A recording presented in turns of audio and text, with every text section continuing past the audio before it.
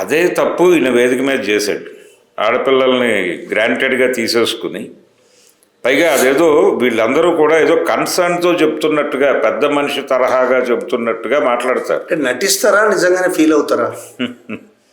నటించినట్లుగానే నేను భావిస్తున్నాను. అది అంటే ఆయన చాలా గంభీరంగా మాట్లాడుతున్నాడు, కానీ ఆయనలో ఒక తోడేలు ఉంది. ఆ తోడేలు మనస్తత్వంతోనే మాట్లాడాడు. ఆ మాటలు వాడటం కూడా ఆ తోడేలు మనస్తత్వంతో మాట్లాడుతున్నటువంటి మాటలే.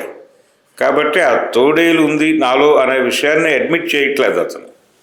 చేయకుండా ఆ 2 పదాలు అనవసరంగా వాడాను, ఆ 2 పదాలు తీసేస్తే ఆడపిల్లలు, పైగా తన మీద ఏదో కుట్ర జరుగుతోంది అన్నట్టుగా ఇంకొక యాంగిల్ తీసుకొచ్చే ప్రయత్నం చేశాడు అతను.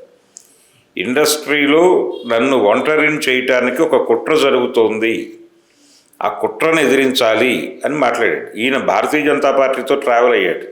తర్వాత దానికి వ్యతిరేకంగా కూడా మాట్లాడినట్టు వ్యతిరేకంగా అది కూడా ఆశ్చర్యం వేసింది. అసలు భారతీయ జనతా పార్టీకి ఉన్న భావజాలం ఇదంతా.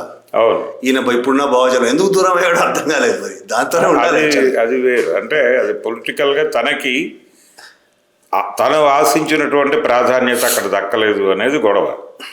అయితే ఒకందుకు నేను తృప్తిగా ఉన్నాను.